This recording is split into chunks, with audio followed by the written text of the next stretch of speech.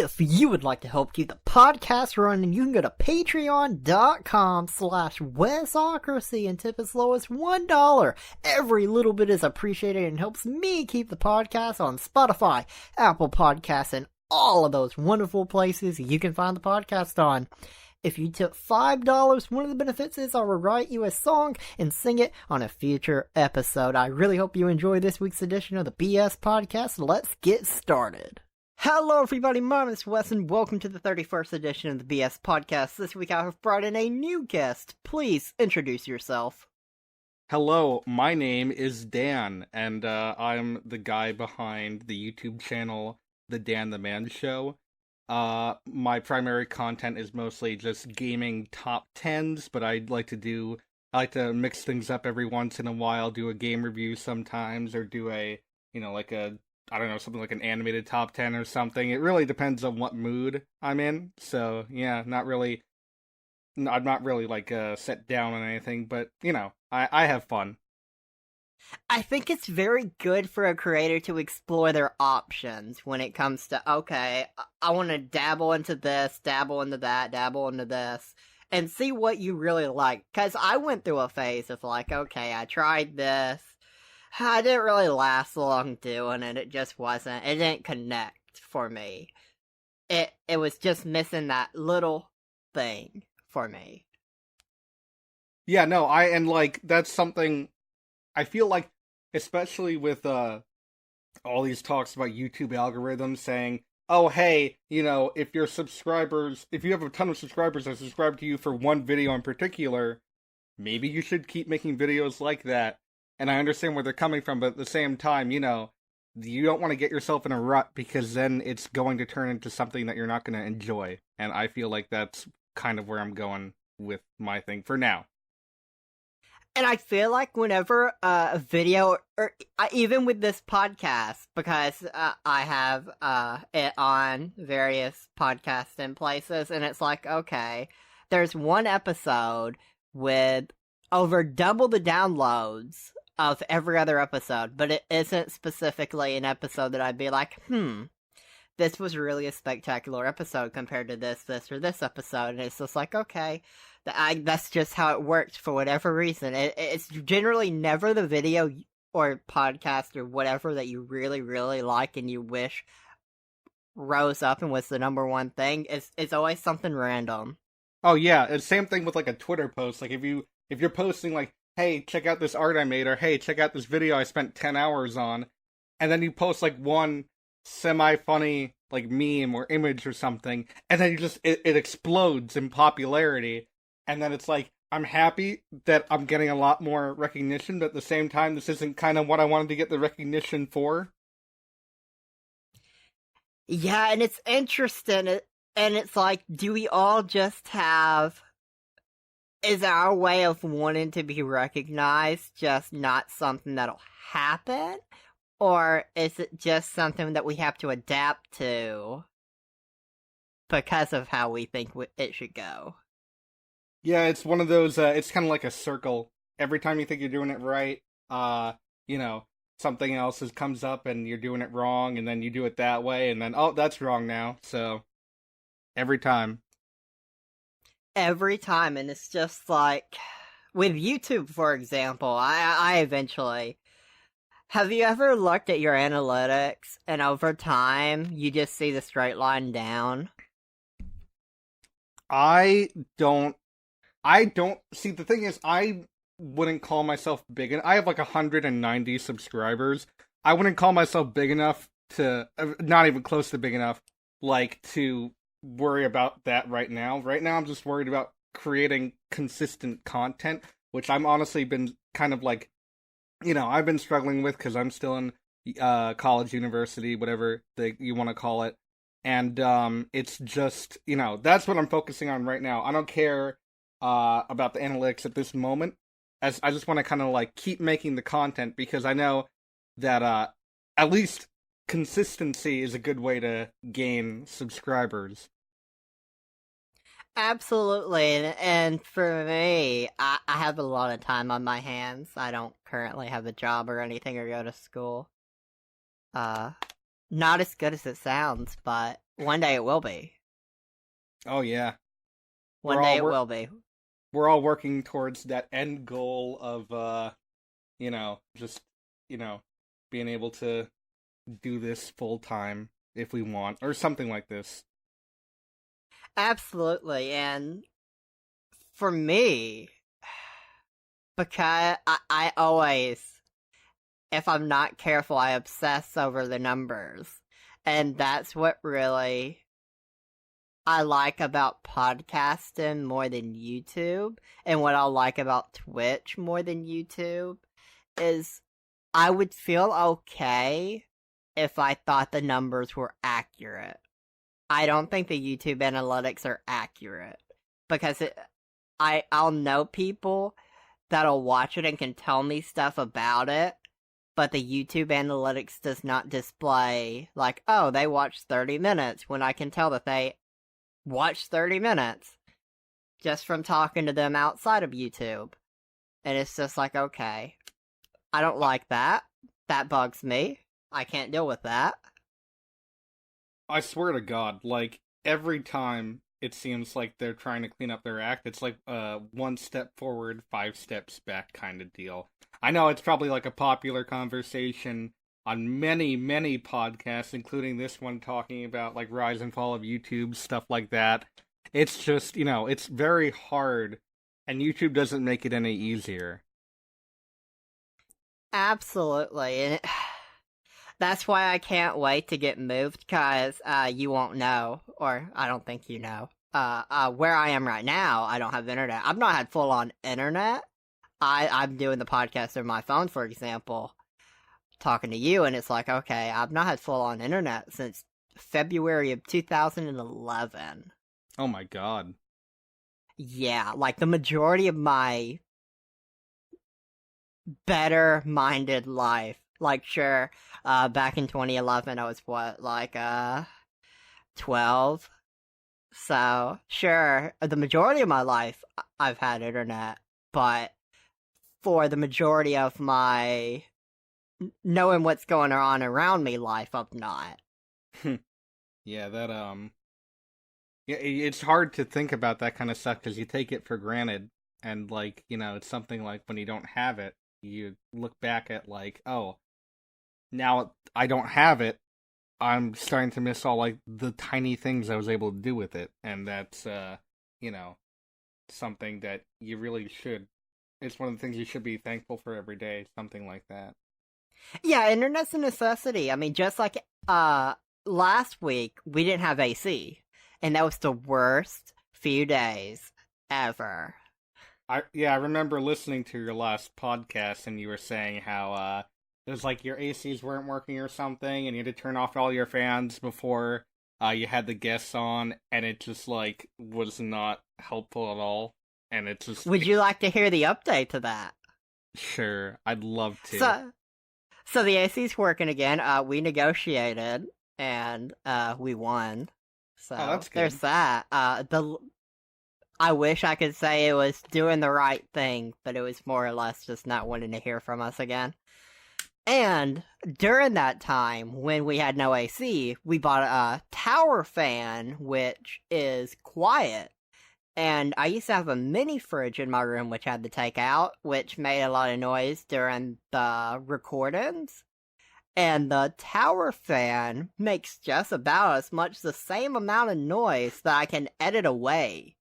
So I have the tower fan on right now, and I'm nice and cold. I have no worries with the heat anymore, and I'm very thankful for that. That's good.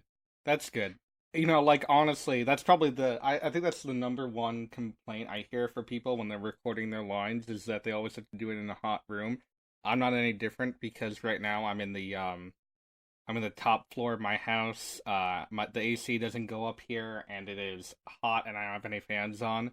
So, I made sure to have a cool drink. I have a nice cool bottle of water with me, so I am good to go on that end. But honestly, I would say, like there's I think there's like three processes to making a video, and something like a podcast, it's really It really depends if you're doing it like ad lib or whatnot, and those three being like script making, recording, and editing.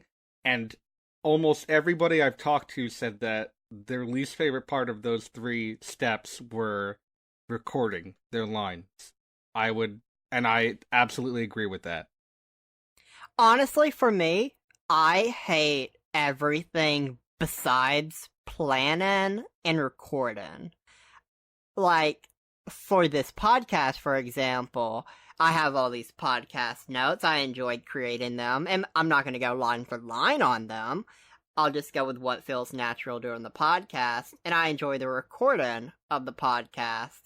But when it comes to the editing, doing anything for YouTube, all that stupid stuff, I hate all that. I hate every step of the process that isn't just planning and recording. Another reason I'm gonna like Twitch a lot more because sure, I'm gonna be frustrated if something goes wrong because for whatever reason, if you have a setting, just be a setting. Eventually, it'll stop doing what it's supposed to do. But yeah, I enjoy just doing it and I being feel prepared to do it. I feel like Twitch is a lot more of a harder learning curve, like for initially getting into it. But then I feel like once you get past that like bump, it's more enjoyable and it's easier to do, and you have a lot more fun doing Twitch. And that's why you see a lot more YouTubers within, I'd say, like the 2016, 2017, and 2018 years, and even this year. Uh, I wouldn't say moving primarily, but focusing a lot more time on their Twitch and on their streams, and that I honestly understand where they're coming from with that. Yeah, it's my desire to even post on YouTube. If it wasn't for the fact that I want it all in one place, but that can have a video to it, I wouldn't upload to YouTube anymore. Like, I don't value YouTube at all. Honestly, even when I'm advertising the podcast, every week I'm like, I don't really want to advertise the YouTube link, but it makes sense to advertise the YouTube link because everyone has YouTube, and maybe not everyone has an app that you can don't have Spotify or Apple Podcast or what have you. So it makes sense to promote it on YouTube, but I don't have no desire for YouTube anymore. So it's just a fun cycle. I mean, yeah, honestly, like, it's like you keep doing the same thing with YouTube, and they just make it harder and harder, and making more and more stupid decisions. Like, oh yeah, good idea. Let's completely basically put a third party app that everybody uses, every creator uses to check their live subscriber count and stuff like that.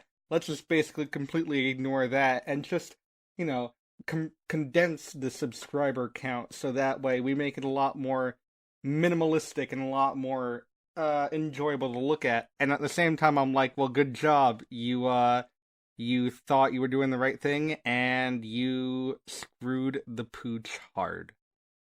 Yeah. So I understand you had started a podcast, but you had only gotten 3 episodes in. What has that been like for you? Oh, yeah, so with a DRM cast, it actually has a few meanings. So we were going for, if you've seen like the 5 second intro at the beginning, it's like a Dreamcast intro, and then like that's one of the things. We just thought that that was interesting. DRM is something that you hear a lot in the gaming community as well, because you hear about all these things with always online stuff like that, and the fact that it's still happening to this day is a little bullshit. But you didn't hear that. Oh, are we allowed to curse? Yeah, go ahead. All right, yeah, it's a little bullshit. That's always online and stuff like that. And like the third thing is it just worked because I'm Dan, the other guy's username is River Joe, and the last guy's name is Mig. So it's like DRM just worked out in the end. It's like, and podcast, so DRM cast. And it kind of worked out like that. I met Mig and John, River Joe, not a little over a year ago, from another friend from another server, who was advertising River Joe's streams, and we kind of started a friendship from there. I was originally in their comments section, and then I joined their server, and then we started talking on chat more, and then we became more buddy buddy. Until eventually I'm like, hey, let's start a podcast because we all have similar interests but differing personalities. And they're like, okay. And then from there, we just kind of went with it. So I am always kind of like the one taking charge, like getting everything set up, editing in the end, which, it could be a little bit of a hassle getting our schedules to work together. I was recently in London and Norway for a month and a half, so we couldn't really record an episode then, but now that I'm back in the States, we are going to probably set up another podcast soon. Although we're probably going to put that on hold for a little bit just so we can work on our own content. But basically what it is we kind of just have like this thing where I would say I'm like, like kind of the one who tries to keep the conversation moving. I'm not very good at segues yet. I haven't gotten segues down yet. It's very hard. River Joe is very much the straight man who also is very factual with what he knows. Like, he is a huge fighting game fan, and if you ask him a question about a fighting game, he will give you, like all the stats and he's great with that kind of stuff. He's also got a lot of other talents. He started making his own videos recently, and they're all great. It's on, I think, like River Joe 24 on YouTube. And Mig is an artist and a streamer, although he streams a lot less now. The only reason he streams on his channel at the moment right now is for the podcast. And he's working on his own little thing right now. My icon is actually done by Mig. He is great. I love the guy. His laugh is contagious. He's always cheery and always able to keep the conversation moving. And we just have a really great chemistry together. And we never run out of things to talk about. I always make like an initial list of topics to talk about.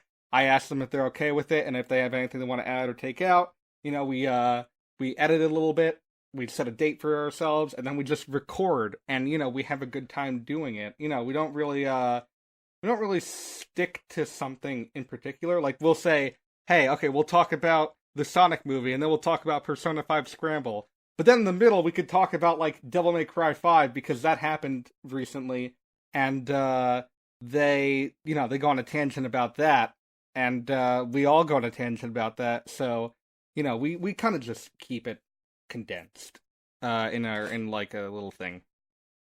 I think it's important to... It's good to plan ahead, but it's also good to give yourself the extra rope, because unless you stream it live, you can always just edit something away if you feel, I think we can both agree that this really didn't work.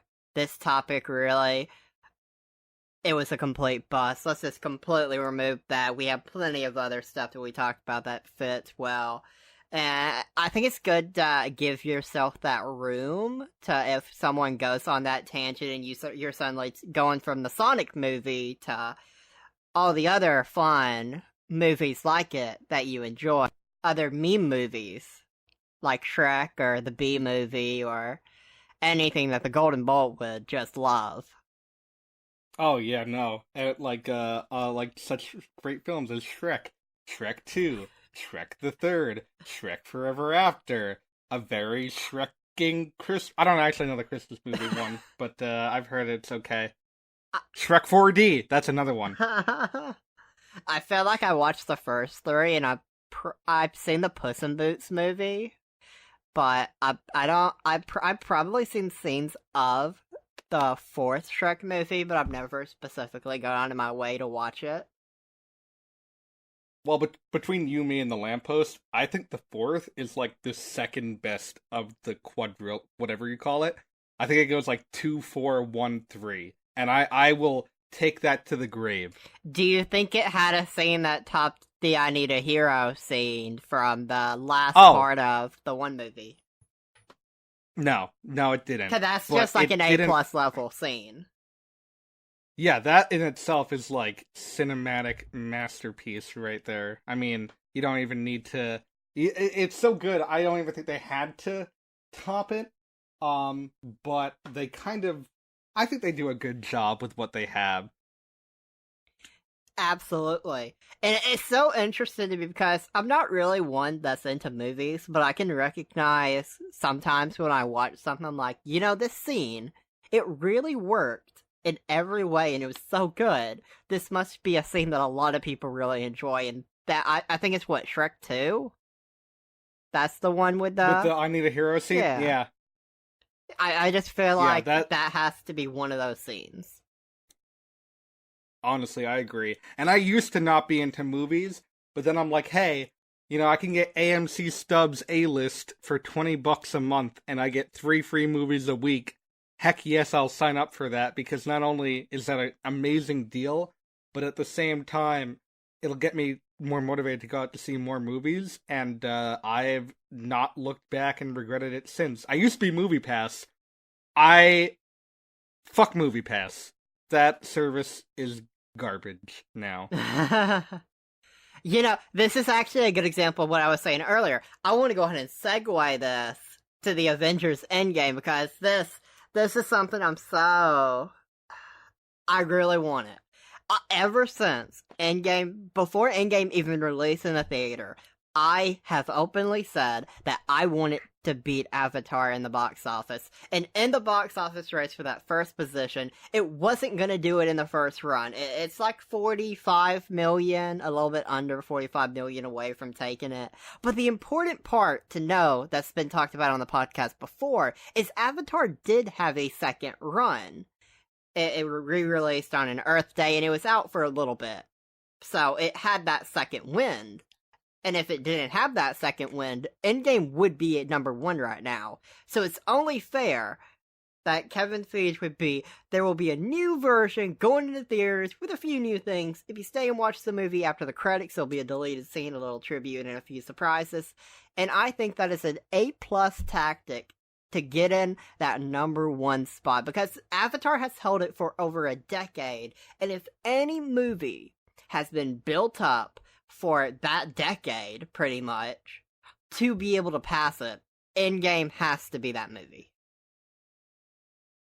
I honestly agree. I just rewatched Avatar recently, just to like see, oh, does it hold up? It kind of sort of doesn't hold up in a lot of ways. I feel like we've kind of come a long way from that.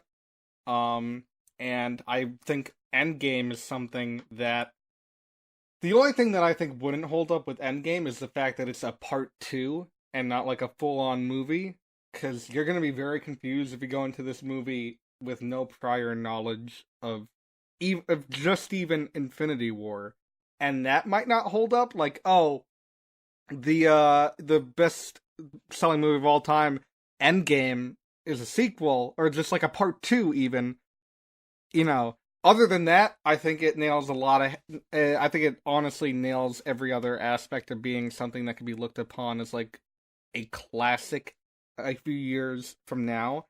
And honestly, you didn't even have to add the extra little tidbits for people to go see it because I would just see it again. It was that good. I wouldn't say it was as good as Infinity War, mind you, but I'd say it's almost as good as Infinity War. And everyone was just dying to have another 10 or 15 minutes added on to that already 3-hour runtime. So I'm sure everyone's bladders will be thanking them at the end.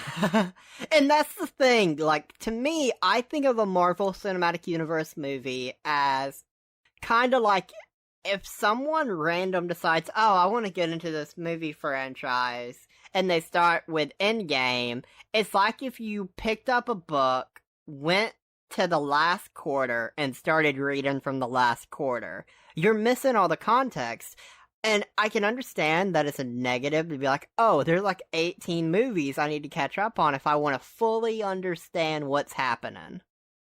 if you want to fully, and I don't think that's even true. I think you can just watch the Avengers movies and really, for the most part, you can read a summary of the rest and you're fine. But if you wanted that Yeah, 110% honestly, knowledge, you'd want to watch all the movies. you could skip like half of them if you want to go into Infinity War and Endgame. You could skip like The Incredible both Hulk. Thor, the first two, yeah, Incredible Hulk, first two Thor movies. You can honestly even skip what Guardians. Oh, but they're so 1, good. kind of. I mean, those are good. I'm not saying you have to skip them. I'm just saying in order to understand what's going on, you don't really need to see them like that. You could skip Ant-Man and the Wasp because it's only that one scene at the end. You could skip. What else could you skip? You could actually skip Most movies. Black Panther. You could skip Black Panther because it's not an origin or anything. It's just a movie. Yep. You know? And I think that's the thing. Like, I can understand why on the outside, if someone isn't really into the superhero thing, and they're like, I want to give it a chance, but I want to understand what's going on. I can understand that. But on the other hand, I feel like if you really wanted to watch Endgame, you could spend... I wouldn't recommend this. I'd really just recommend you watch all the movies, or at least most of the movies. But you could spend like an hour and be like, okay, I've read everything I need to know. I haven't experienced it the way I should, but I've read everything I need to know heading into this movie. Yeah, I honestly kind of I agree with that as well. My parents, I went to see Avengers Endgame with my entire family, Oh boy. and my mother had no idea what was going on, but she really wanted to come with us. I'm like, okay, but you're not going to know what's going on. So now, this summer, she wants us, or at least me and my dad, I don't think she cares about my sister, to sit down and watch the entirety of the MCU. I'm like, you don't really need to punish yourself by watching The Incredible Hulk. Because you could just watch the last minute of that and understand what's going on. The Incredible like, Hulk nope, I has wanna to be watch the every movie. worst MCU movie. I want to say Thor 2 might be my least favorite. You know, I enjoyed Thor 1 and Thor 2 when I was a bit younger, and cause I rewatched all the Marvel movies heading into Infinity War, and I'm gonna rewatch, probably Infinity War and Captain Marvel heading into Endgame, cause I haven't seen Endgame yet, purposefully. Because I don't Ooh. like the theater as a concept anymore. I think that's an outdated concept. Which is hilarious because I've wanted Endgame to be number one for before it even released in the theater, but I'm not gonna go see it in the theater. I think a Blu-ray at home where you can relax, you can wear what you want, you can have whatever drink and food you want, no problem. I just think that's a lot more convenient and a better experience, especially with how big TVs are now. Having to go to the theater, most likely have an assigned seat. You have to worry about some asshole 3 rows down not being an asshole and taking you out of your experience. I just think the home experience is much better now. Are you one of those guys that doesn't like when people cheer at the movies?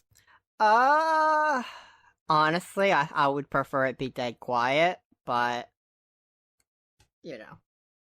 I See, wouldn't yeah, like actively be like, curse you, you stupid motherfucker. I'd just be like, okay.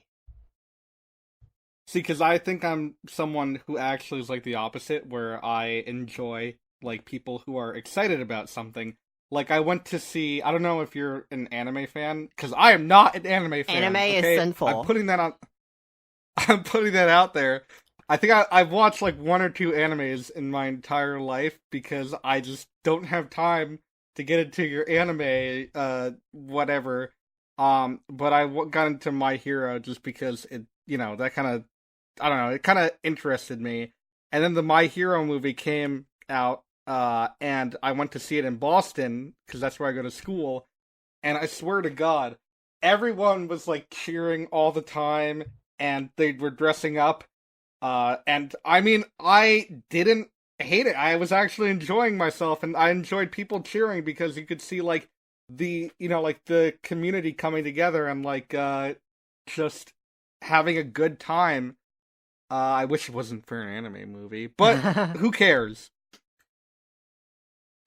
Yeah, So yeah, that's just I can definitely see that. I mean, as I said, it's not like I'd just be like, oh, I hate this person. Why would you do that? But even when I go to wrestling shows, because I'm a wrestling fan, I'm not the type of person that's gonna cheer or be vocal. That's just not me. Like, I'm mostly an introvert, except for when recording, and then that's when all my energy gets used. I spend it all during recordings. Or, I guess, oh yeah, I streaming, can you know. yeah, I get that. So, yeah, I mean, I was at a just different kinds of people. sorry, go ahead. It's just different kinds of people.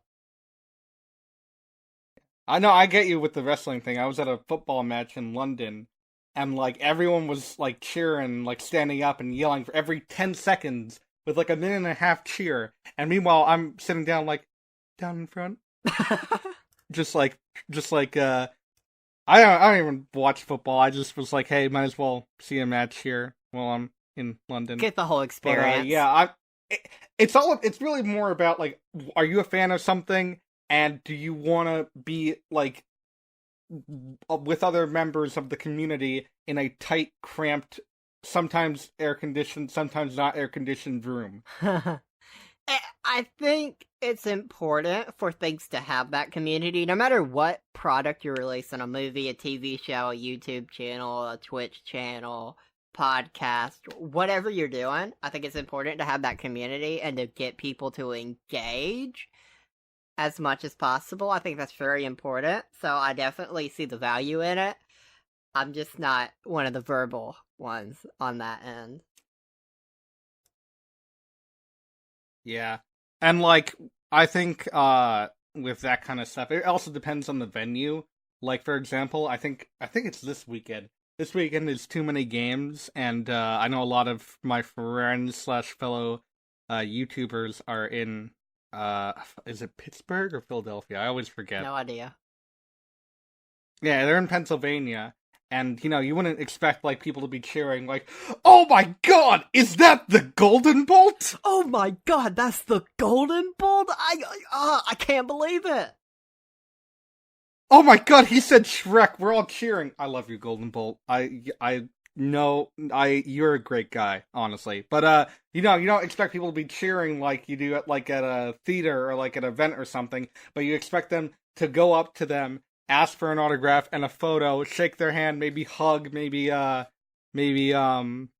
a thing or another thing. I don't know. But again, it all depends on the venue, type of event, stuff like that. I feel like if I met the Golden Bolt, I'd just ask him, what is your top 10 favorite Shrek products? And why? If I met the Golden Bolt, I'd ask him, hey, you know... Wait, I actually didn't think... Okay, yeah. If I met the Golden Bolt, I would ask him, why do you torture yourself every, what is it, October? Uh-huh. Why do you torture yourself every October with, with Shrektober? And he's like, because I can. And then the Golden Bolt theme plays. And then credits roll. That's how I imagine my interaction with him going. I feel like non-guest people on a different episodes that gets brought up the most, the Golden Bolt has to be the most brought up person. He's been on the podcast twice, but I always find it funny to bring him up in different scenarios, because like this one, we met through both of our associations with Bolt, so it just works. YouTube.com/The Golden Bolt, everyone. Oh, Bolt's great. I would not be where I am today, especially like right now, recording a podcast, if it wasn't for Bolt and his absolutely great, friendly approach to doing this, and I very much appreciate everything that he's done for me and other YouTubers like me. He's great. Absolutely. But enough about the Golden Bolt. Fuck the Golden Bolt. What an asshole. The Golden Bolt, more like the olden faults. the Rusty Bolt. Yep. So you are also a producer for a different channel. What do you do there, and how do you enjoy that experience compared to what you have done elsewhere creating content? Oh, yes. So I'm a producer on a channel called Flat Zone. What do we have? Like almost 8,000 subscribers. I'm having a really good time with that. Mostly I'm just working behind the scenes, just making sure everything's getting in order. Have you ever heard of a show called Death Battle on Screw Attack, which is now renamed to Death Battle because they screwed everyone over? I have not. It's like this show where these two guys analyze fictional characters and then make them fight to the death in some sort of animation. Oh, so it's like, oh, it's Mario versus Sonic. Oh, it's Justin Bieber versus Rebecca Black. That one technically isn't fictional, but they did do that. Let's have all the Teenage Mutant Ninja Turtles fight each other to see which one's the best. So it's something like that, but we do things a little differently. I'm one of the hosts on our main show, Limit Break, and I am the main host of the show that just came out a few months ago called Count Zone. So if you ever watch one of my gaming countdowns, it's like that, but on a different channel. Ooh. Fancy. I know. Cross promotion. So oh yes, cross promotion. It's great. We're making a whole extended universe and everything. It's gonna be bonkers. You're gonna make billions of dollars with your extended universe. Step 1, create channel. Step 2, cross promote. Step 3, Step 4, profit. Step 3 is bring in more channels. Exactly. But I have a lot of fun producing. I'm also in charge of like writing some stuff. I'm basically in charge of writing a bunch of shows. I've written a bunch of concepts for shows that I can't go into too much detail about right now, but they're in the back burner when we get a little more money via Patreon and stuff like that, and AdSense comes through, because AdSense has been kind of a bitch to our channel as of recently for some reason, and we're trying to figure that out. But we have been releasing animations every week for, I'd say, over a year now, which is very, very impressive in the animation community, but at the same time, it is killer, and we kind of have to rework our structure, maybe take a break after, because we're doing it in seasons, so I think after season 4 or season 5, we're going to take like a 1 or 2 week hiatus and then figure it out from there. I don't know the whole detail, the whole kit and caboodle, but I have a lot of fun, and the people I work with, they are all amazing. I work under this guy named Mophead. He's great. And his real name's Joe, but he's a really good guy. I work with some great artists, some great content creators. They're all part of Flat Zone. And I don't really help out with a lot of the animation stuff because animation's not my thing. But I help a lot with the behind the scenes stuff, and I'm always I like to think of myself as like a sort of voice of reason and type of funny guy, kind of just to lighten the mood if there's ever something going on. I have way too much fun. I should be restrained from the amount of fun I have working at Flat Zone. Someone's asked me before if it's like an MCN type deal. I'm like, dude, this is like, I've heard horror stories about MCN. This is the exact opposite of MCN. Like, you don't even, it's like a little NDA with just some, nothing like an MCN. I've seen some of those MCN contracts, and it is night and day. It is not an MCN. Don't worry about that. And I think what you could do, or what y'all could do to help with the breaks is, since you have it in seasons, just be like, okay, we're done with this season, and then you have this mystery around, will this get the next season? Will it be renewed or will it be canceled? And even if you know it's renewed from the beginning, it gives you time to put it back in development, it gives you time to film the next season or take a break. Either way, it gives you that extra time, and you can be like, oh, this is renewed and it's going to come out this date. Yeah, that's actually not a bad idea. I'll run that by my my associates, and we will figure something out, because we are planning on taking a little break eventually. Just trying to figure that out, get that all worked out, But I have not regretted a single day I've worked at Flat Zone. We have had some problems in the past, some big like one or two big problems, but we've marched through them, and I am a big Flat Zone like I'm a big Flat Zone backer. I mean, obviously I'm a little biased because I work for them, but I feel like what they're trying to do is make quality content that everyone can enjoy. And that's why, even though we're starting a lot with these fighting animations, we're trying to branch out a lot, which I really appreciate. Yeah, if you, hashtag not sponsored, but if you want to check out Flat Zone, YouTube, I don't know the link, but just look up Flat Zone on YouTube, and anything that's not Smash Bros, Mr. Game & Watch related, it's probably the first thing that pops up that's not Smash Bros, Mr. Game & Watch related. It'll be like a little bell icon. Nice. Everyone should go check that out. And speaking of biases, Carrie Hopkins, EA's VP of Legal and Government Affairs, insists that the company's randomized purchases aren't loot boxes, but rather surprise mechanics. In an oral evidence session with the UK Parliament's Digital, Cultural, Media and Sports Committee, Hopkins compares the mechanics to surprise toys, which have been around for years, whether it's Kinder Eggs or Hatchimals or LOL Surprise. In response to questions from Scottish National Party MP Brendan O'Hara, Hopkins says, we do think the way that we have implemented these kind of mechanics, and FIFA of course is our big one, our FIFA Ultimate Team and our packs, is quite ethical and quite fun, quite enjoyable to people. We do agree with the UK Gambling Commission, the Australian Gambling Commission, and many other gambling commissions that they aren't gambling, and we also disagree that there's evidence that shows it leads to gambling. Instead, we think it's like many other products that people enjoy in a healthy way and like the element of surprise. Wink.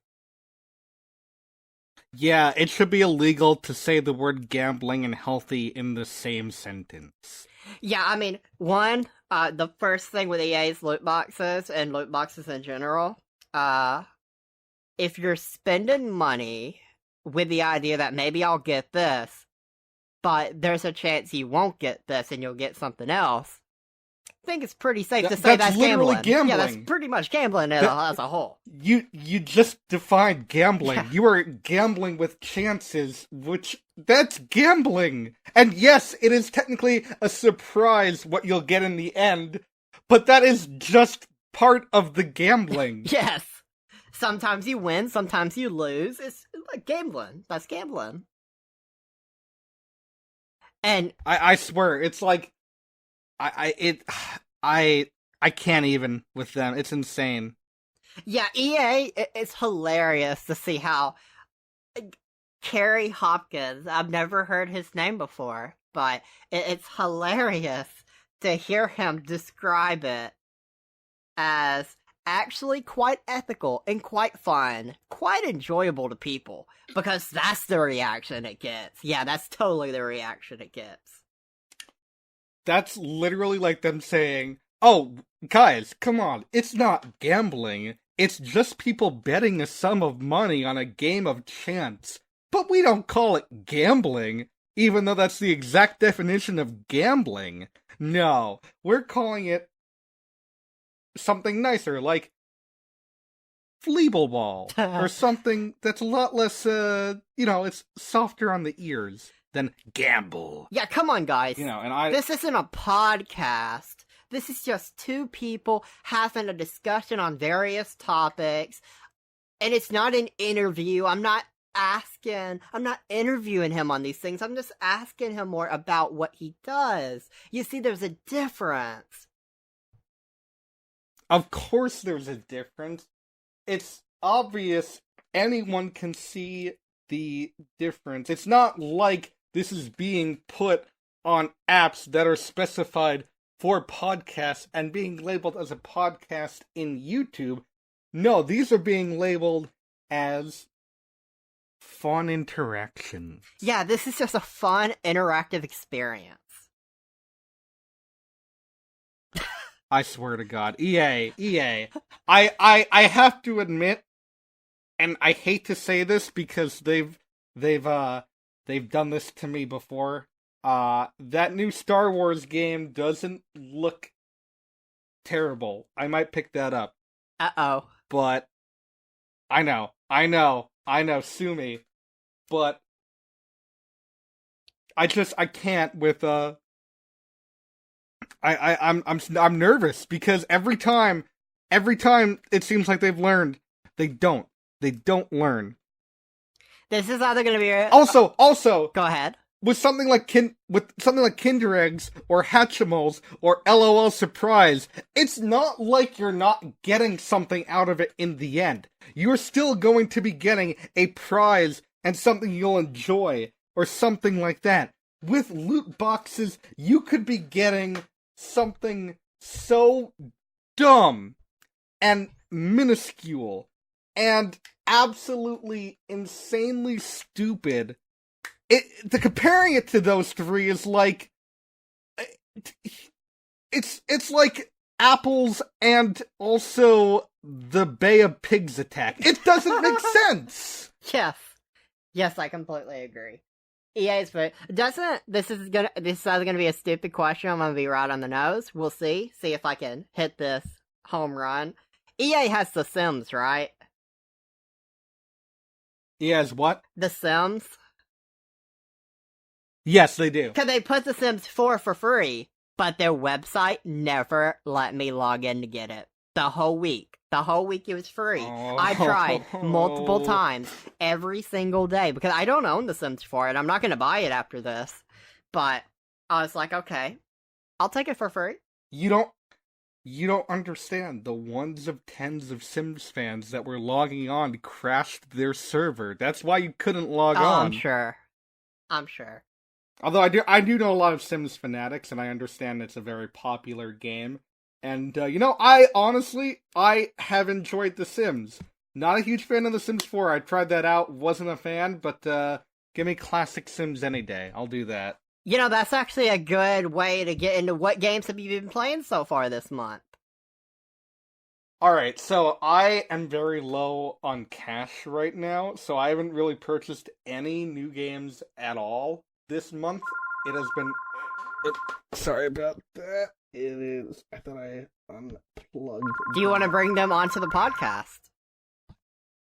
I think it's a spam caller, so I'm going to say no. Oh, that's even more perfect. I'll take it. I don't know. Oh, they hung up. Oh, wait, no, did they? Hold on. Okay, I think they're done. The most professional podcast. I didn't make it in time. Dang it. Oh well. But yeah, so like I was saying, I haven't played any new games this month or last month. So with the announcement of Banjo-Kazooie in Smash Brothers, I actually went back to play Banjo-Kazooie and 100% that again on my Xbox because I adore that game. I play that game every Christmas and 100% at every Christmas because I love it so much. Banjo-Tooie I love too, but that just takes way too long to 100%. And this is gonna sound weird, but another series of games I've been playing, and this is mostly for my channel, are Wario games. A lot of Wario games. I'm I'm planning on doing a marathon of Wario and his games. We're calling it the Wa-rathon, or Wa-rathon, whatever you want to call it. So I'm doing this a little out of order. So I just 100% complete 2. Not recording it. I beat 2. I have one of those knockoff Game Boy Colors. They call it the GB Boy Color, which is better than the Game Boy Color because it has a backlit screen. It's great. And I just beat that, and I was playing through Wario Land 1, but the save, I guess the battery pack died, and it won't save properly, so now I have to wait for another copy to come in and play through that, and meanwhile I'm playing through 3, but I've taken a break from that because I've been moving. I just got a PS4 in November, so I've been playing my way through Spider-Man on PS4, trying to get 100%. Love that game. Other than that, I haven't really been playing that many new games, although I will say I did, I'm gonna be getting to some money soon, and the first games I'll be getting are, Crash Team Racing and Super Mario Maker 2. Nice. So I'm looking forward to those. It's interesting. Super Mario Maker 2, it looks like it could be an improvement on the first game, which it absolutely needs to be if you're going to make a sequel like that, with a game like that. I am interested to see how it goes. I don't own a Nintendo console, but I enjoy seeing what the Switch has done this generation compared to what the Wii U did, what the Wii did. The Switch is definitely the most interesting Nintendo console to me that isn't handheld. The Switch is definitely one of my favorite consoles, but I also hate the Joy-Con joysticks, because out of every controller I've ever owned, the joysticks are the most prone to just being fucked up when it comes to like dragging, because if the little tiniest piece of dust gets in under the rubber, it'll, like, what's what I'm looking for? Joy-Con drifting. It'll drift, and it ruined so many precision games that I have. Like Mario, I was running through Mario Odyssey again when I realized that I was Joy-Con drifting, and God, that just ruined the experience a little bit more. Smash Bros is really hard to play handheld mode now, and there's just it's not terrible, but it is pretty annoying. So I gotta get new Joy-Cons now, because I tried all the methods, but it keeps drifting. But everything else about the Switch I love. Yeah, and for me, in my last week, since I talk about the games I play every week on the podcast, at least a little bit, the last week, I've been playing mobile games for the first time. And I'll say 2 of the games were actually games, 1 of them were not a game. Coin Master, if anyone's ever seen Coin Master on the Google Play Store or whatever, don't play it. It's not a game. It's literally not a game. They can say it's a game, but it's not a game. Don't play it. Oh, okay, yeah. I wasn't sure if mobile games counted, because well, that sounds bad and also like a little elitist. No, it's very fair. If that's the case, I recently got into this game. I think it's the first time I've ever paid for a game in, like, so many years. It's called Part-Time UFO. It's actually made by HAL Laboratory, which are the guys behind, like, Kirby and Box Boy and stuff like that. And it is $4, and it is, like, the best $4. It's definitely worth the $4. It's the best $4 app I've ever bought. No microtransactions and hours of gameplay. It's great. I highly recommend Part-Time UFO. And then, like, another game, I'd say it's not even a game, but another, like, game I'm playing is, like, one of those, like, fill by number type painting things, just because it's a good distractor. Yeah. While you're on, like, the road. Yeah, those I love. Just, a huge time waster. There's microtransactions, but I never feel the need to buy anything, which is good. Yeah, I've yet to play a mobile game that made me want to pay for it. I'd rather just deal with the patience. I'd rather just wait. because it isn't the end of the world to me. In the last week I played PUBG Mobile for the first time. My first experience with PUBG at all, and I know that the main game and the mobile game are a bit different, but I really enjoyed PUBG Mobile. I had a lot of fun. I'm sure it was a lot of bots that I killed, and in my first game I won. So I thought that was good, and Oh, nice. I've done very well Nice. in most games. My main deaths are to snipers that I don't see, which is fair because I camp. I'm a camper. I don't feel bad. I have aim assist on too. I don't feel bad. I'll remove aim assist eventually, but when I'm getting used to a game, I don't feel a need to. Oh, I gotta prove how good I am. Let me turn this off and keep going. No, I'll just use aim assist until I'm used to it, and I'll turn it off. And I've also am playing Animal Crossing Pocket Camp, which is my first experience with an Animal Crossing game. And while I have a few complaints with it, I enjoy it as that, okay, this is my time waster if I just need a moment to do some quick stuff. I haven't played Pocket Camp, but my first experience with Animal Crossing was New Leaf because I kept hearing good things about it, the one for 3DS, and I actually really enjoyed myself.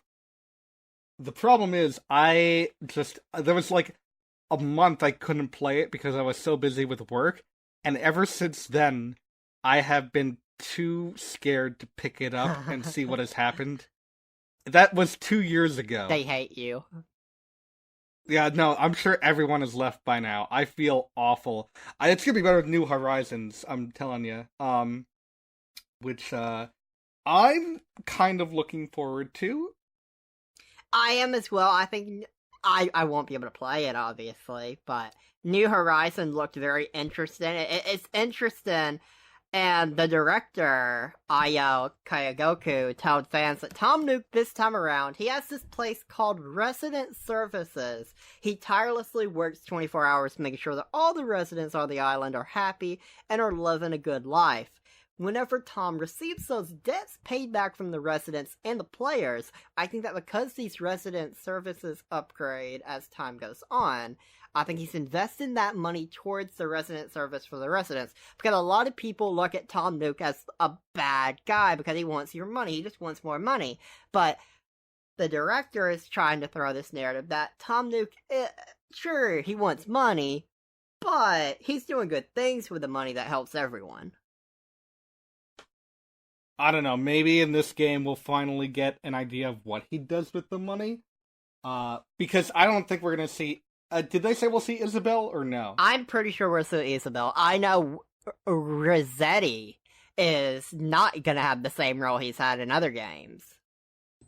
I don't even... Was Rossetti in Pocket Camp? Not that I've seen. Yeah, I don't think he was in New Leaf either. Because Rossetti has an autosave. I haven't played in... Yeah, that's the thing. I have no idea. I really should know about that, but I feel bad for the guy. You know, he's just trying to make sure that your village is good to go. But I'm not the biggest I'm not the biggest Animal Crossing fan out there, but I know that there are a lot of ups that New Horizons is bringing. I think they're trying to make Tom Nook a lot more lax, which is something I've heard from time to time. I think people were a little bit over dramatic when they didn't have New Horizons demo available at the E3 showroom. I don't think it was available, but at the same time it wouldn't matter because why would you want to demo that game? That seems like a really bad game to demo. Exactly. You know what I mean? I want to make friends, but then I'm going to abandon those friends until the game actually releases. What? Why would you do that? Exactly. Like, it's like something like New Super Mario Bros. U Deluxe or Mario Maker 2 or something. Perfect games for demoing. Something like Animal Crossing New Leaves, where the whole point is building connections, making a home, setting up this whole, like, village, town environment thing. What the heck are you trying to pull, like, with wanting a demo? Exactly, it doesn't make any sense. So what kind of games do you enjoy the most? I am a platformer enthusiast. I enjoy 3D, 2D platformers. Those are just the kinds of games I like. I don't like games that I have to like constantly spend a lot of time. Like I have exceptions. Like I enjoyed New Leaf. But I don't like games that I have to keep going back to and spending time with. I don't like RPGs. Again, exceptions being stuff like or like an Undertale or Mario and Luigi. I'm so offended or right Earthbound. Oh, I'm sorry. I know a lot of people around here do like RPGs, but I don't even think I'd hate them if I just had the time. If I just had the time to sit down and play an RPG. But yeah, I also don't like 4X games. For the same reason, too much time spent strategizing, stuff like that. But I do like when I just want to shut my brain off. Puzzle games. I love Tetris. I've loved Tetris on every console. Yes, even the Philips CDI had a really good Tetris game, and I will defend that Tetris game to the end of the earth because I think that is a good Tetris / CDI game. It's hard to fuck up a Tetris game, but I also got into Picross on the Switch, which is really good for Picross, and I'm enjoying Picross as well. Very nice, very nice. And to tell you how offended I am, first, when you said you liked platformers, I suck at platformers, so that was a -1. And then you said you don't like RPGs, that was a -2, I love RPGs. And then you said, with the exceptions of Undertale, and that's a -5. Alright, I guess I'm not coming back for another episode. I could not enjoy Undertale. I felt lied to with Undertale. I don't blame you. I went back to play it recently, and I still had a good time. But there's parts of it I had a lot of problems with. I don't even think Deltarune is even better. I think it's like the same, a little worse, a little better in some departments, a little worse in others. But I honestly, I think story wise it does a good job. I think gameplay wise it falls a little short. And I guess we'll just have to see what Toby Fox does with Deltarune Chapter 2. Because, Makes sense, makes sense. So does that mean you are not excited for Cyberpunk 2077? I am in a lot of friend groups, okay? And you know the Golden Bolt. He's a PS fan to the end. I have been like the lone wolf of Xbox fans in many of my friend groups. And seeing Cyberpunk 2077 at the past two Xbox E3 conferences has just warmed my heart so much. That game is gonna make me so happy. I know I don't think it's an exclusive, but I'm glad that they showed it off at the Xbox conference because I feel like it is a lot more of an Xbox type game. It looks great.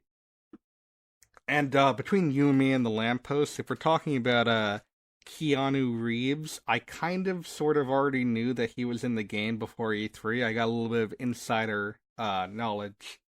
Very nice, very nice. Welcome to Plus One. The quest director for Cyberpunk 2077 confirmed in an interview that the character creation tool within Cyberpunk 2077, that's a bad name, Cyberpunk 2077. I don't think I like that now that I've read it a few times. One of the things we want to do in the final game, which we couldn't show in the demo yet because as it's a work in progress, they want to give people as much customization in the beginning of the game as possible, which I really enjoy. As a side note, I love character customization. I could spend hours playing customization in a game before actually playing the game. That's A+ for me. For example, we want to do this thing where as you create your character after you choose the body type, you can, for example, use physical traits as you build your face that can be assigned to a man or a woman.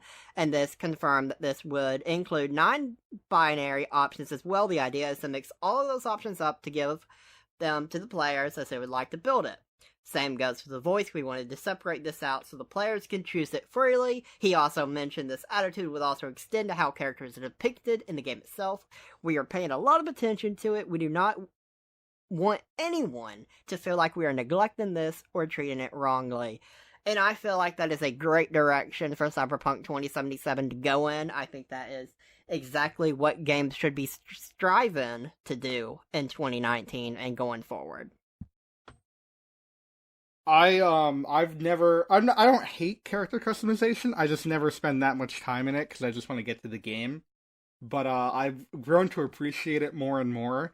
And if it could be, honestly, it doesn't even have to be that great to impress me. If it can be even half as great as Saints Row 4's customization, then you got a winner right there. Because I loved the customization in Saints Row 4. If you've ever played that.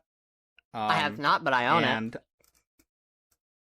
The customization feature in Saints Row 4 is some of like the most free-formed, like best. It's just some of the best customization I've ever seen in a video game to this day.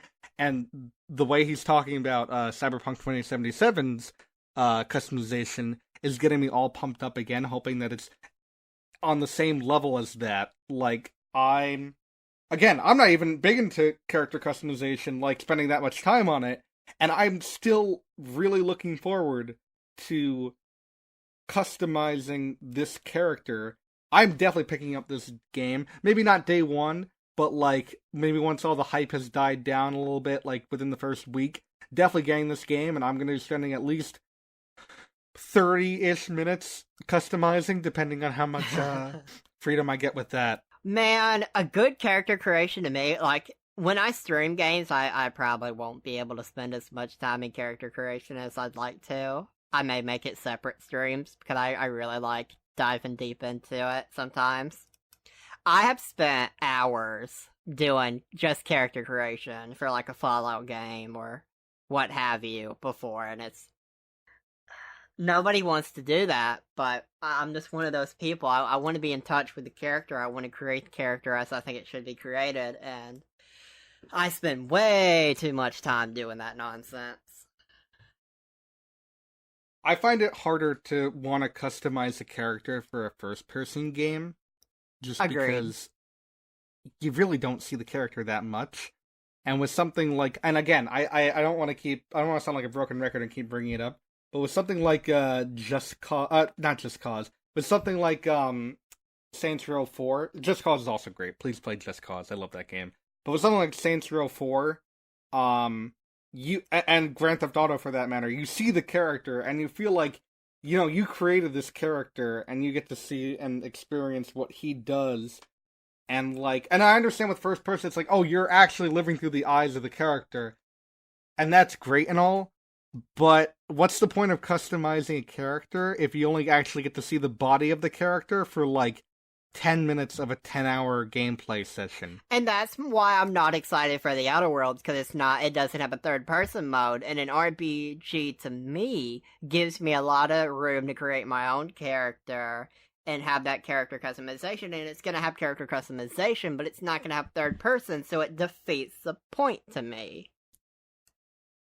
Absolutely. I just it doesn't make sense. Like, I'm glad that they want to include a character customization, but at the same time, what's the point in having all these options for 10 minutes of just being able to see your character, you know? Exactly. It's so frustrating. Yeah. And that's why I think Cyberpunk they said was going to be third person, right? I don't remember. I assume so. I'm pretty sure. Like, if I could put a percentage on it, I'm like 85% sure. So that's why I'm excited for that. Now, are you one of those people that uses their phone or tablet while you're watching a TV show or movie? Are you one of those people? It's really case by case, because if I'm at the theater, I don't go on my phone, like, unless it's like before or right after the movie during the credits. And if it's something I'm not interested in, but like I'm watching with a family, I'll check out my phone. But if it's something I'm interested in, I will not look at my phone while watching. But yes, I will say I have gone on my phone during movies and TV. Yeah, I agree with you. It's just a case by case basis. If I'm super into what I'm watching, I won't have my phone out. But some shows like The Office, I enjoy listening. Because I use my phone with Netflix, so I have multi-window where the top is. We'll use The Office for this example, Netflix with The Office, and the bottom half is like Discord or whatever other app I want open. And I can put some focus into the bottom and then focus on the top when something interesting happens. And shows like that I think work great for this, but like if you're watching a movie where you need to, that's why I don't like movies, because I feel like you need to be fully involved paying attention. Otherwise, bam, you don't know what's going on, and that sucks. So I'm definitely one of those people.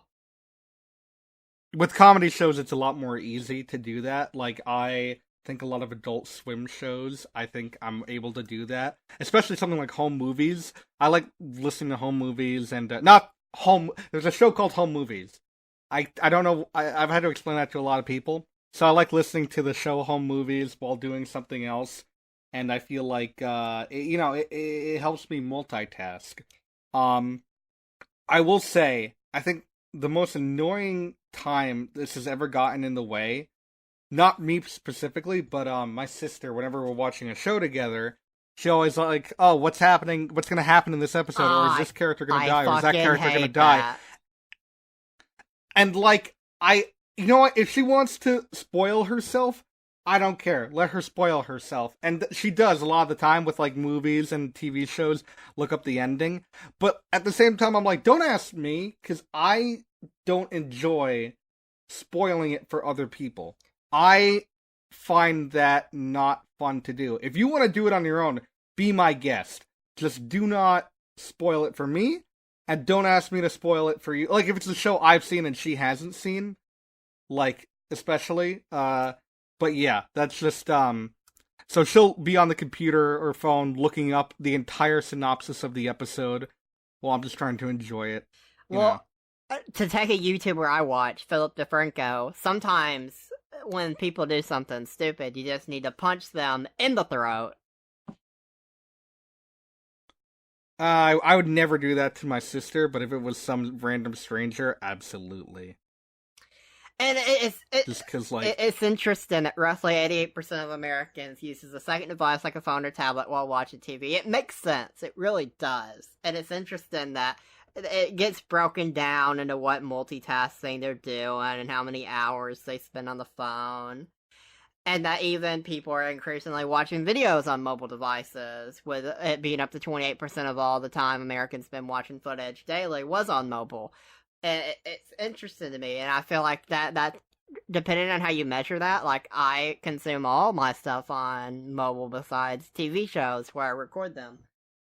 But it's interesting, but I definitely get it. Like, depending on what you're watching, it's dependent on that. And I also really hate when you're watching something in a group and someone is either falling asleep or on their phone, and then 5 minutes later, or they walk out of the room to do something, and then they come back in and say, oh, what happened? Fuck you. You should have watched it. Oh my god, you know what's even worse than that? When someone's on their phone in the room while it's happening, and then ask you to rewind it. I'm like, excuse me? Are you kidding me? You were here! You were here! You could have watched it! Don't ask me to rewind 40% of the episode because you weren't paying attention. If you cared enough, you would know. Exactly! Oh my god. I feel like this is just a topic that's going to make everyone upset, because I feel like we've all dealt with this before. Yeah. I'm not against someone looking at their phone or something while watching something, but don't ruin the experience for the people who are watching it, like, fully, who are fully invested in it. But you can't expect people to baby you through it when you don't pay attention. Yeah. And you know what? I'm not ashamed to admit, I have done that a few times. I've been the person on the phone end, and I'm trying more or less to try and fix that. But because it is one of my biggest pet peeves. Yeah, for me, I just think about it like, okay, I didn't pay attention. I don't know what's going on, but that's my fault. That's on me. That's not for someone else to fix. If I want to know what happens, I need to go back later and rewatch it. Not be like, oh, what happened? Because that's just annoying to do. Yeah, honestly, just watch and enjoy, or don't watch, be on your phone, or watch while on your phone, and then don't be disruptive. Exactly. So, an interesting story I seen this week that's completely off topic from what we were talking about is this Tesla driver. Because these Tesla vehicles are having autopilot features, and so you had this dude just sleeping, just completely asleep. He had a thing tied to the steering wheel, and he was just fully asleep. And a passenger from another vehicle beside them recorded some of this person just being completely asleep. And so, where we are right now, there are 6 levels of driver assistance technology recognized by the federal highway safety authorities, ranging from a driver performing all the tasks to full automation. The vehicle can do everything under all conditions. Tesla's autopilot feature falls somewhere around level 2 and 3, partial automation and conditional automation. Both require the driver to at least be ready to take control of the vehicle at all times. On its website, Tesla says the advanced autopilot system is designed to help the driver out with driving's most burdensome tasks, enabling this car to steer, accelerate, and brake automatically within its lane. The company makes it clear current autopilot features require active driver supervision and do not make the vehicle completely auto to go. So, when the system doesn't sense adequate torque on the steering wheel, Tesla says the system actually delivers a series of visual and audible warnings to remind the driver. This help ensures you are attentive and that the steering wheel is properly orientated in the event that you need to take over control. And if you repeatedly ignore these warnings, then you will be locked out from using autopilot for the duration of that trip. So you had a driver that was just kind of to game the system, go to sleep, tie something to the wheel so it recognized the pressure, and kept doing the autopilot. How do you feel about this? Okay, this is actually really, really, really ironic that we're talking about this at this moment. So I just got back from Norway, and one of the things I did in Norway was a Tesla tour of the fjords. And it is basically the car you're talking about. I met the guy. He's a great guy. He's going over all the features of the Tesla while we're driving, and he just all of a sudden takes his hands off the wheel and just he's showing off, it can drive itself, given this and this and that and that. He takes it off for, I think, 30 seconds. And then all of a sudden, you hear these, chimes and beeps and stuff. I don't know if the seat vibrated. Maybe it did. I don't know. But, it's true, and it's really interesting. He's telling us how, it'll work on straightaways. It'll even work on turns because of stuff like that. They're still trying to work out kinks with, not turns, going straight to left, but, curved roads and stuff like that. And how, it still is in, some weird phases when it comes to roundabouts and stuff like that. I took a video of the guy, talking with his hands off the wheels, just this is insane that this is where we're at right now. And I think we're really close to cracking the code. I just thought it was really weird that we were talking about this right after I had just done this. I never intentionally do this, but I've done it with multiple guests where I just bring a topic that it is unintentionally they're super informed about that just happened to them. I've done this at least 5 times in the past 30 episodes of the podcast. It's very interesting to me that I keep experiencing this with various topics and different guests. You'll find that, with more and more people you invite and the more and more topics you have, it's a small world after all. It is. So, yeah, and to me, I am all for making the driving experience more self-driving cars. I prefer self-driving cars. I don't want to. I'm never gonna drive. So the quicker we can get to a place where I can just buy a car and it can drive itself around, that's my preferred thing. So it's an interesting thing for me to read about, to see someone that's trying to do that now when it's not ready. And it's interesting because if the police identify this person, they will be cited for whatever they decide to ticket him with, which I think is very fair, because as the Tesla thing says, you're not supposed to be asleep. Yeah, that makes sense, obviously. And speaking of robots, have you ever been a pizza delivery guy? No, I haven't, but I have had dreams about it. But Well, go on. your dreams may come to an end. Domino's will begin delivering pizza using self-driving robots in the Houston area later this year. The company will use delivery vehicles from the Silicon Valley startup Nuro. Nuro's vehicles are specifically designed to optimize the food delivery experience, which makes them a valuable partner in our autonomous vehicle journey, said Kevin Vasconi of Domino's in a press release. The opportunity to bring our customers the choice of an unmanned delivery experience and our operators an additional delivery solution during a busy store rush is an important part of our autonomous vehicle testing. And that place has already been delivering groceries for Kroger in the Houston area, and pizza delivery is one of the most common applications for last mile deliveries. And Domino's is one of the biggest companies in the business, delivering about 3 million pizzas per day. So there's a lot of potential if it was to be successful, and select companies who order online from one of Domino's participating stores will have the opportunity to use Nuro's autonomous delivery. And once they have opted in, customers can track the vehicle via the Domino's app and will be provided with a unique PIN code to unlock the compartment to get their pizza. Nuro has a custom-built delivery vehicle called the R1. It's about half the length and width of a conventional passenger car and doesn't have any space inside for a driver. The small space had safety benefits. The vehicle only takes up about half the lane width, giving Nuro room to swerve if a child or pet darts out of the street. It's much lighter than a conventional car, reducing the chances of serious injuries if it were to hit someone. Nero also doesn't have to worry about its cargo getting annoyed by a slow ride, so its cars stick to low speeds, currently under 25 miles per hour, to minimize the chances of a serious accident.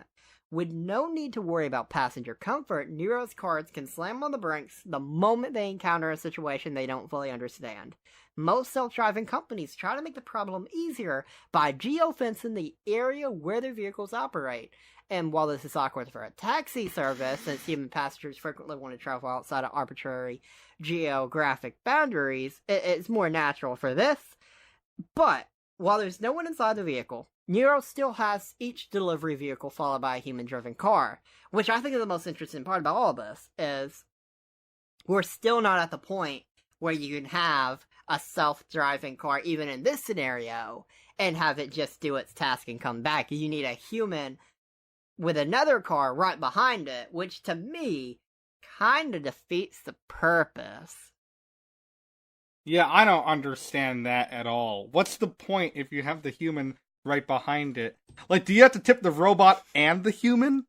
Well, I assume you have what's to tip up the with robot that? nothing, and then the Nero is going to come after you when it takes over. What if it asks for like a cup of oil? Then you better go get it some oil. Exactly. You know, I feel like we're not at the point yet where, especially a Domino's can do that kind of thing, especially when the whole point of it is ruined by having the human. I understand it's for safety and stuff like that, and I think that they should have it like something like that, because God knows what that robot could be doing to that pizza. It could be nutting and bolting all over it for all I know. But like, I just think, why at this point, why do that? Okay, I have an idea. This may fix this whole concept. Instead of having a human drive behind it, you can tie them to the top of the car. Yeah, that could actually work, And honestly. this gives them a Or, unique experience. or, or if you've ever taken a driving test, you know how those cars have like two sets of brakes and pedals and stuff like that? Yes. Two sets of steering wheels and gas and stuff like that. It could be something like that where there's a human person there as well, like in the passenger seat, and you wouldn't have to give up that much. And then like they could do something to shut down the auto drive feature if something like that is happening. You know what I mean? But if you do this, Nero can suddenly send gas into the vehicle, knocking the passenger unconscious, and then the robot can take over. And now we're back to square one, because why do we even have this in the first place? If you want your pizza so damn badly and you don't want to tip, just go in and get the pizza yourself. Now, this sounds like you want people to go get their own pizza. Now, I'll have you know that pizza delivery is a totally fun, ethical, very enjoyable thing for the consumers. And tipping, we don't call it tipping anymore. We call it just a handshake. We just give people a handshake. No money. That would be crazy talk.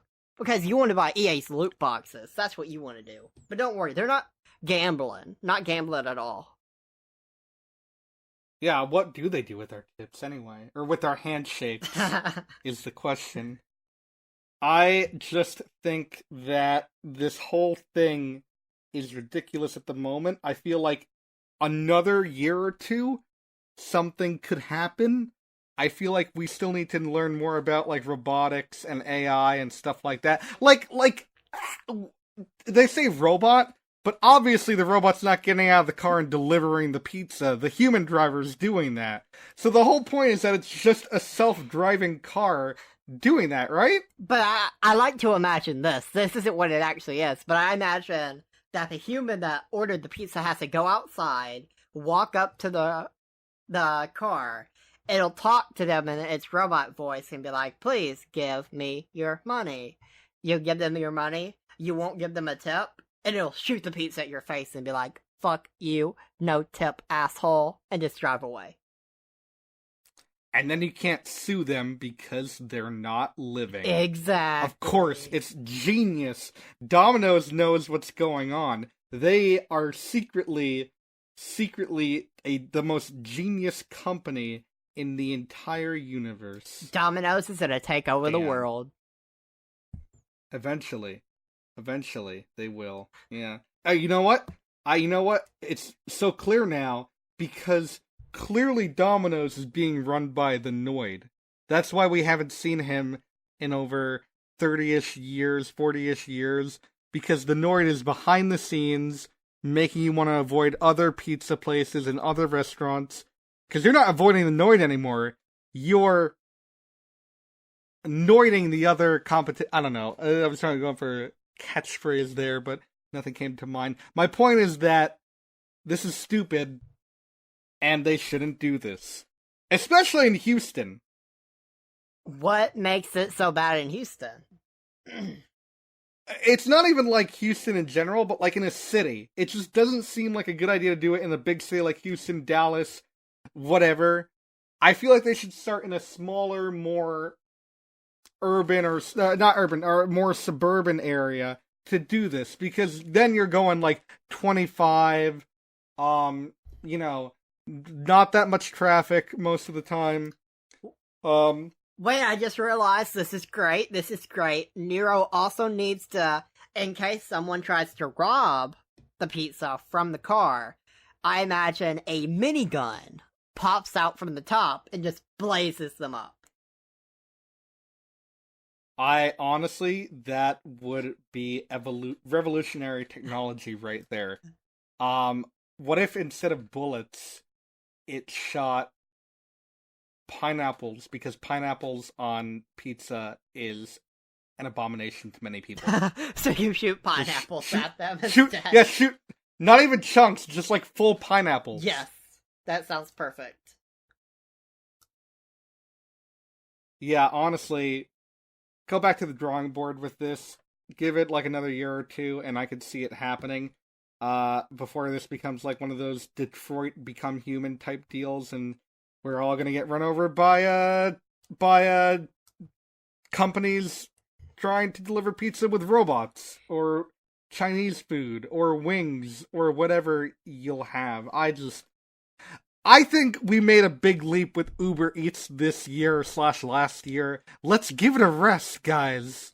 But I don't want to leave the house for anything. I want a delivery man to bring me toilet paper, to bring me batteries, to bring me everything. What happened to drones, guys? I wasn't against drones. Everyone for the threatened most to part. shoot them down. I don't have a gun, so Amazon, send me drones for my stuff, so that way I know it's probably... No, actually, keep sending guys. Those guys are cool. I like the people who deliver the packages. Do you talk to the people that but deliver your stuff to you?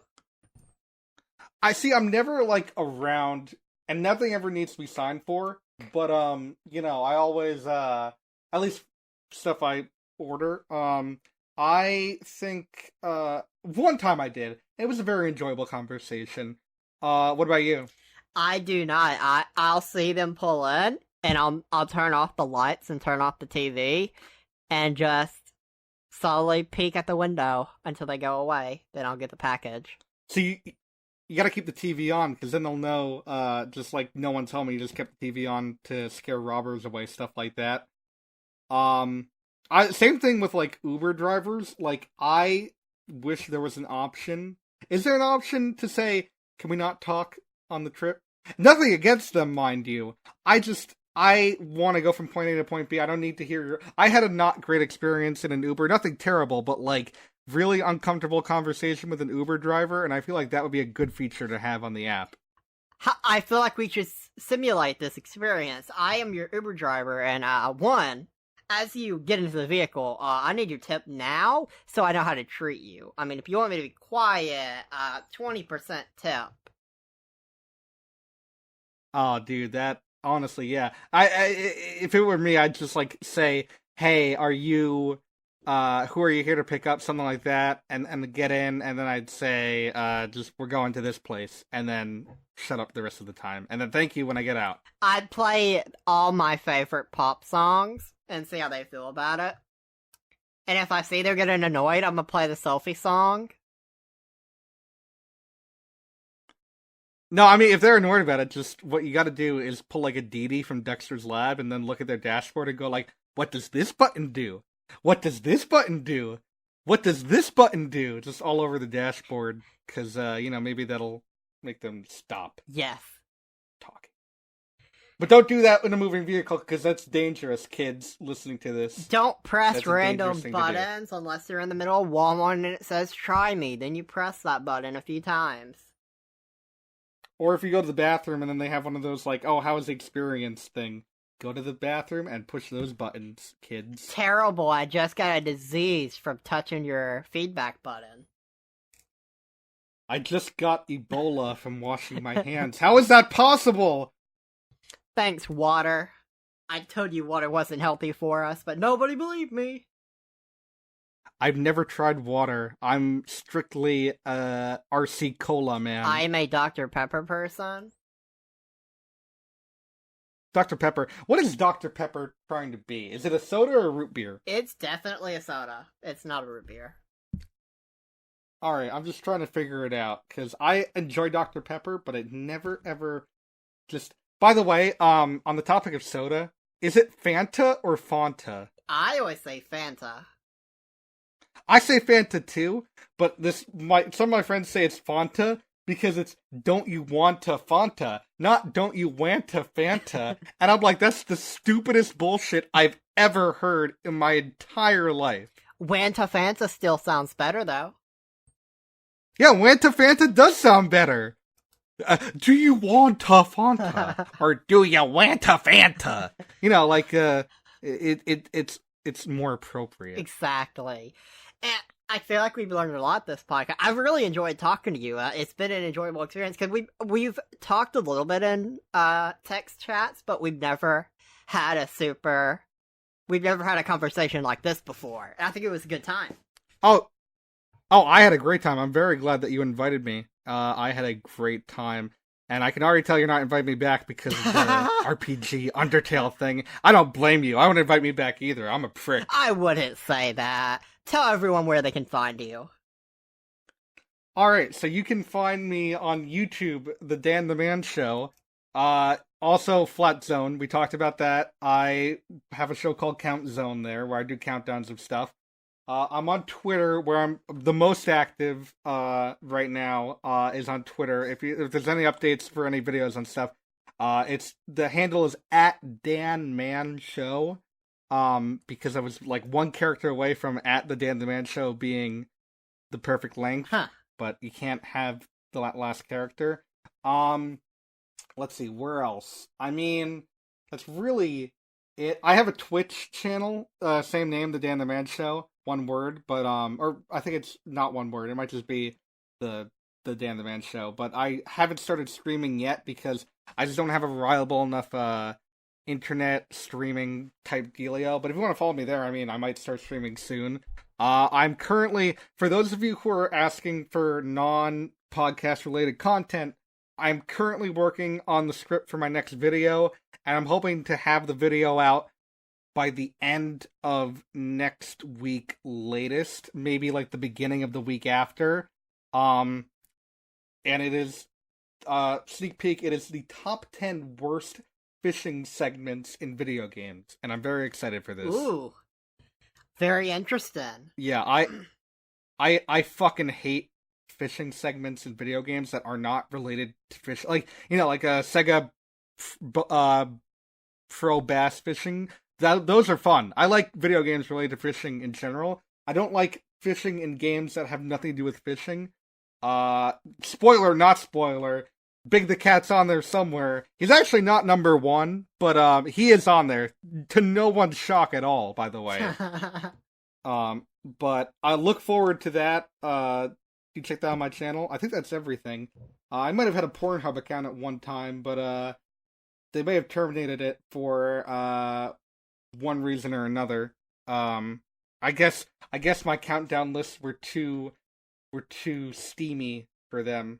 My top 10 franchises that screwed the pooch. I think when I said screwed the pooch, I think they took that a little too literally. Well, make sure to find him on all these places, especially Pornhub. That's the most important place. That's where you're going to get the highest quality of content. I mean, I'd like to go ahead and retroactively say whatever links that Bolt wanted you to go find, screw all them. Just find him at pornhub.thegoldenbolt. I'm sure that's the thing. I'm sure that's where you'll find the most quality content of him as well. It's very important that you get people at their most successful point, and I feel like Pornhub.com took over Tumblr. So, very important to find your high-quality content. Yeah, well, thank you very much for having me on. I really appreciate it, and I had a great time, and I look forward to speaking with you more, because I feel like we don't really get to talk that much, and I'm glad that, we got this little introduction to each other. It was definitely a good time. And to wrap this all up, I'll just say, peace out, everyone.